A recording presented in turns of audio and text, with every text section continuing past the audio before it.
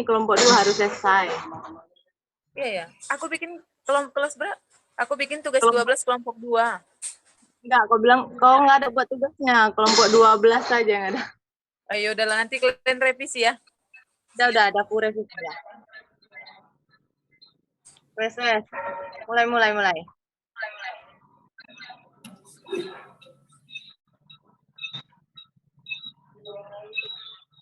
Ya.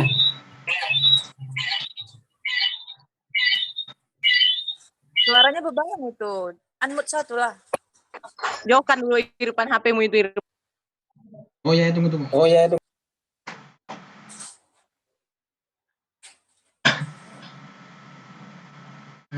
Baiklah, Assalamualaikum warahmatullahi wabarakatuh.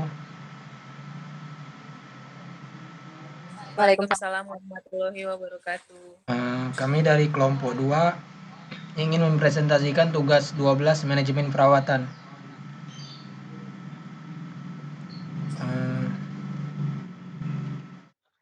Di sini kami dari kelompok 2 yang terdiri atas Ezra Mayani Sembiring, NPM 44, saya sendiri Irfan Renaldi, NPM 32, Tatiana Fablova Sirait, NPM 31, dan Weldy Aprianda, NPM 18010043.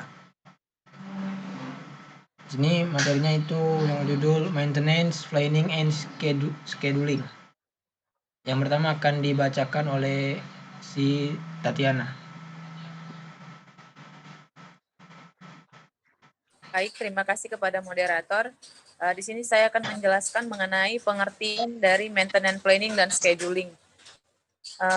Maintenance planning dan scheduling itu adalah dua hal yang berbeda. Maintenance scheduling adalah pekerjaan yang direncanakan yang mencakup siapa, apa, kapan, dan fungsi. Sedangkan maintenance planning adalah proses yang membantu untuk mengidentifikasi dan memecahkan masalah potensial sebelum menjadi tak terkendali. Next. Baik, di sini kami menyediakan mengenai tugas perencanaan perawatan. Yang pertama adalah menangani suku cadang cadangan, yang kedua memesan cadang non-stok, yang ketiga bagian pementasan, yang keempat adalah mengilustrasikan bagian, dan yang kelima mengelola kerusakan dan daftar vendor, yang terakhir adalah menjamin kualitas QA dan kontrol kualitas atau QC.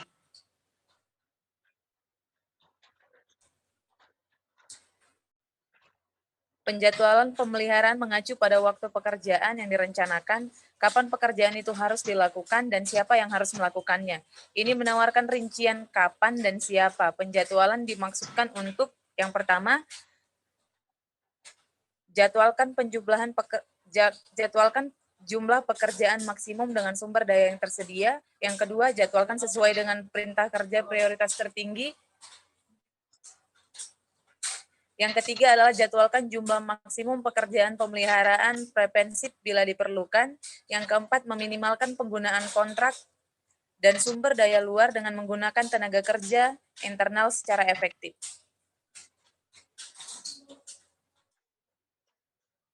Next. Baik, di sini ketika diterapkan bersama-sama, perencanaan dan penjadwalan pemeliharaan harus memiliki manfaat yang signifikan di berbagai area organisasi. Ini dapat mencakup, yang pertama, membantu penggambaran dengan mengontrol sumber daya yang terkait dengan pemeliharaan. Yang kedua adalah pengurangan waktu henti peralatan.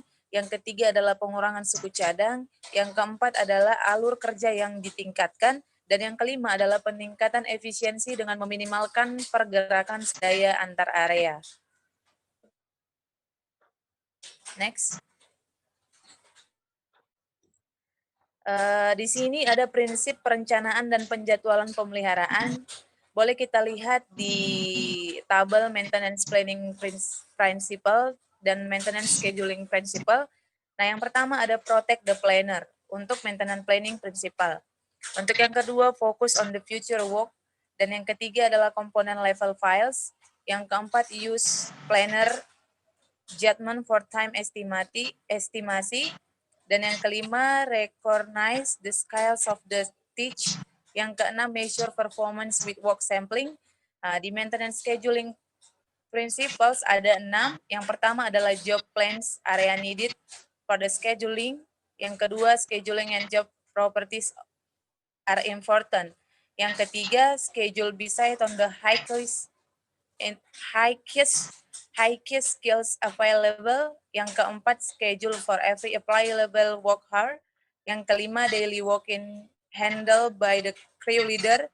Yang keenam, measure performance by the schedule compliance. Untuk next-nya saya serahkan kepada moderator.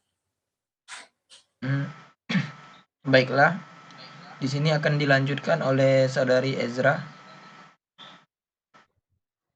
Baiklah, saya akan melanjutkan presentasi dari Saudari Tatiana. Selanjutnya itu ada prinsip perencanaan pemeliharaan. Yang pertama itu ada lindungi perencana. Perencana dikeluarkan dari kru pemeliharaan dan dimasukkan ke dalam kelompok terpisah untuk memfasilitasi teknik perencanaan khusus dan fokus pada pekerjaan di masa depan. Yang kedua ada fokus pada pekerjaan masa depan, di mana prinsip ini menyatakan bahwa kelompok perencanaan seharusnya hanya fokus pada pekerjaan masa depan, pekerjaan yang belum dimulai, sehingga dapat memberi Departemen Pemeliharaan setidaknya 1 minggu pekerjaan yang tertunda yang sudah direncanakan dan siap. Yang ketiga itu ada file tingkat komponen. Grup perencanaan harus memelihara sistem file yang sederhana dan aman berdasarkan nomor teks peralatan. Yang keempat itu ada gunakan penilaian perencana untuk perkiraan waktu. Perencana harus menggunakan pengalaman dan keterampilan mereka selain informasi file untuk menentukan perkiraan waktu untuk perintah kerja. Perkiraan waktu harus masuk akal dengan apa yang mungkin dibutuhkan teknisi untuk menyelesaikan pekerjaan tanpa masalah. Yang kelima itu ada kenali keterampilan teknisi. Perencana perlu menyadari dan mengenali keterampilan teknisi kerajinan mereka saat menentukan rencana kerja. Yang terakhir itu ada mengukur kinerja dengan sampling kerja. Prinsip ini menyatakan bahwa waktu kunci pas adalah ukuran utama efisiensi tenaga kerja dan efektivitas perencanaan dan penjadwalan. Next. Selanjutnya itu ada prinsip penjadwalan pemeliharaan. Yang pertama itu ada rencana pekerjaan diperlukan untuk penjadwalan. Rencana pekerjaan harus mencakup jumlah teknisi yang diperlukan, tingkat keterampilan minimum, jam kerja per tingkat keterampilan, dan informasi tentang durasi pekerjaan. Pemeliharaan membutuhkan informasi ini untuk menjadwalkan pekerjaan dan rencana kerja menyediakannya dengan cara yang efisien. Yang kedua ada jadwal dan prioritas pekerjaan penting. Jadwal mingguan dan prioritas yang membantu menentukan jadwal ini sangat penting untuk meningkatkan produktivitas. Yang ketiga itu ada jadwal berdasarkan proyeksi keterampilan tertinggi yang tersedia. Prinsip ini menyatakan bahwa penjadwal harus mengembangkan jadwal 1 minggu untuk setiap kru berdasarkan jam teknisi yang tersedia, tingkat keterampilan tertinggi yang tersedia, prioritas pekerjaan, dan detail dari rencana pekerjaan.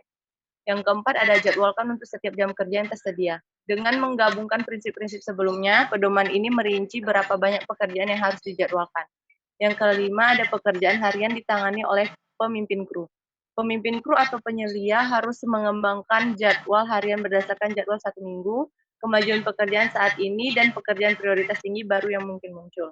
Yang terakhir itu ada ukur kinerja dengan kepatuhan jadwal. Keberhasilan penjadwalan diukur dengan kepatuhan terhadap jadwal 1 minggu dan efektivitasnya. Waktu kunci pas adalah ukuran akhir dari efisiensi tenaga kerja dan efektivitas perencanaan dan penjadwalan.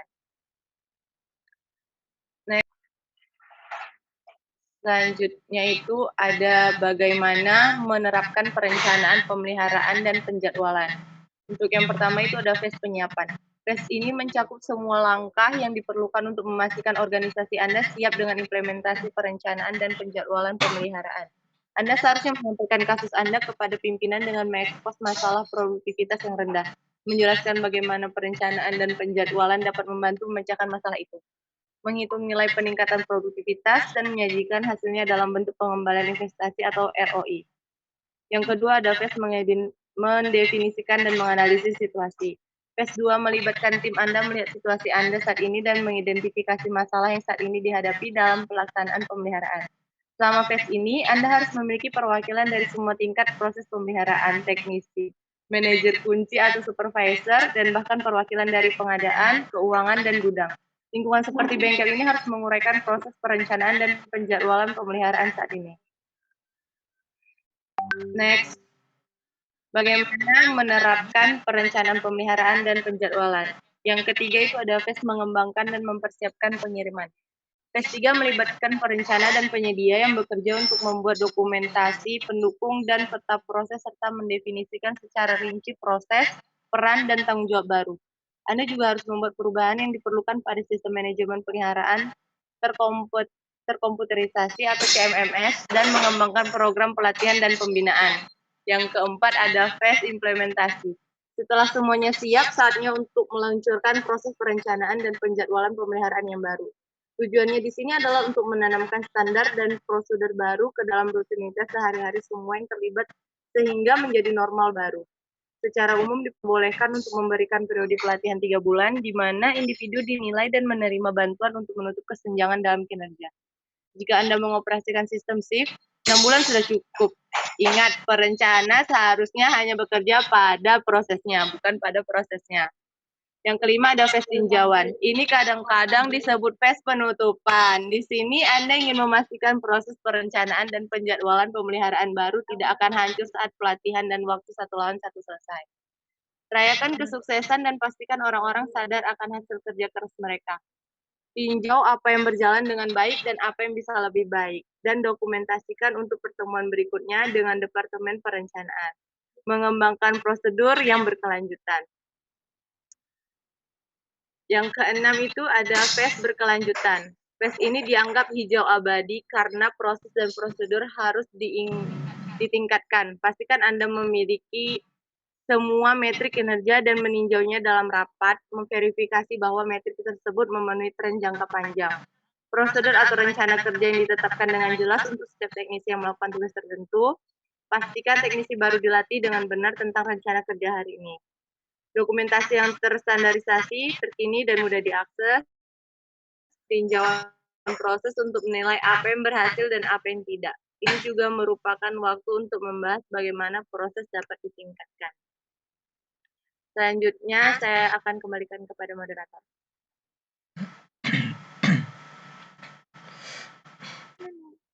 Baiklah, di sini saya akan melanjutkan presentasi dari saudari Ezra. Di sini ada alat perencanaan dan penjadwalan pemeliharaan. Perintah kerja. Sistem perintah kerja adalah salah satu alat paling ampuh yang dapat digunakan oleh tim pemeliharaan. Ini bertindak sebagai cara terpusat dan otomatis untuk meminta dan mencatat pekerjaan yang dilakukan dalam suatu organisasi. Dan selanjutnya, riwayat dan data peralatan. Riwayat dan data peralatan juga harus dianggap sebagai alat karena informasi ini membantu Anda mengetahui perawatan yang tepat yang diperlukan berdasarkan data terkini atau bahkan waktu nyata. Bukan mengandalkan memori atau eksperimen. Merekam data perawatan dari waktu ke waktu pada dasarnya memberi Anda album foto tentang masa pakai mesin. Selanjutnya, metrik perawatan mengacu pada pengukuran dan skor aktivitas atau hasil perawatan. Mereka termasuk memilih, mengumpulkan, menganalisis, dan menyajikan data pemeliharaan. Jumlah perintah kerja di backlog Anda adalah contoh umum dari metrik pemeliharaan. Metrik dapat membantu dalam segala hal, mulai dari mengklarifikasi situasi hingga perencanaan untuk indikator kinerja utama atau KPI. Cangkupan jenis pekerjaan, jadwal, kepatuhan, dan jam kerja yang menumpuk.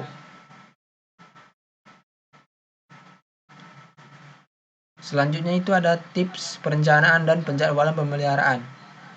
Yang pertama, perencanaan perawatan yang baik.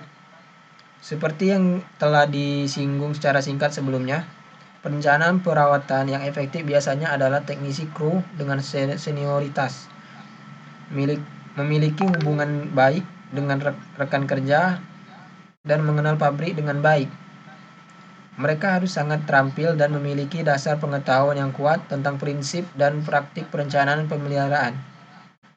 Yang kedua, latih perencana dengan benar.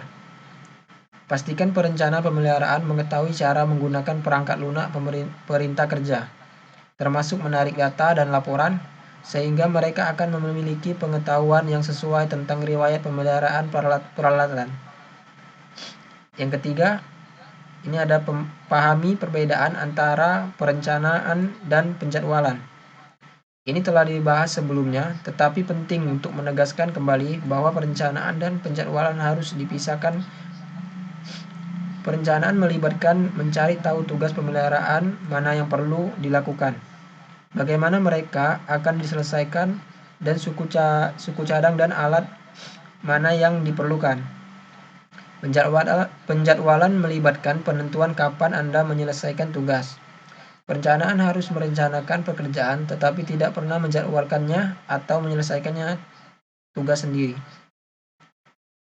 Yang keempat, pastikan rencana kerja jelas dan ringkas. Teknisi harus dapat menyelesaikan tugas tanpa harus berhenti untuk mencari informasi tambahan. Untuk menghindari hal ini, rencana kerja harus mencakup hal-hal seperti jumlah waktu yang diharapkan untuk diambil oleh suatu tugas dan alat atau bahan khusus apapun yang diperlukan. Instruksi harus cukup sederhana untuk dipahami oleh teknisi dengan keterampilan terendah.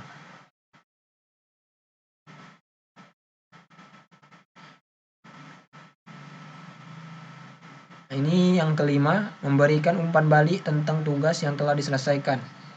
Data relevan dan terkini adalah kunci untuk membuat rencana pemeliharaan yang efisien. Setelah teknisi menyelesaikan tugas, mereka harus memberikan umpan balik yang komprehensif, baik atau buruk, kepada Departemen Perencanaan melalui perangkat lunak sistem perintah kerja. Cukup mengatakan lengkap atau tetap, tidak memberikan informasi berkualitas untuk mengidentifikasi apa yang berhasil, apa yang tidak. Sini ada yang terakhir, yang keenam, buat perubahan berdasarkan umpan balik. Teknisi menawarkan umpan balik karena suatu alasan. Penting bagi perencana untuk mempertimbangkan semua umpan balik untuk memastikan perintah kerja ditingkatkan atau tetap efektif. Ini juga menunjukkan kepada teknisi bahwa suara mereka didengar, yang mendorong mereka untuk terus memberikan umpan balik yang baik.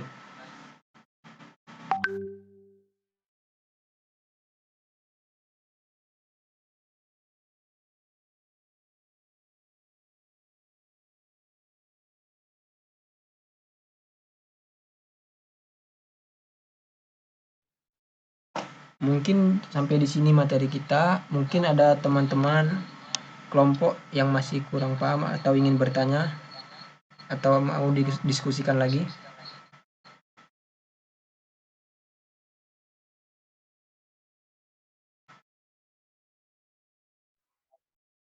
Sejauh ini materi yang kita masukin di PPT udah begitu jelas ya, udah lengkap juga. Mungkin udah nggak ada yang mau dipertanyakan.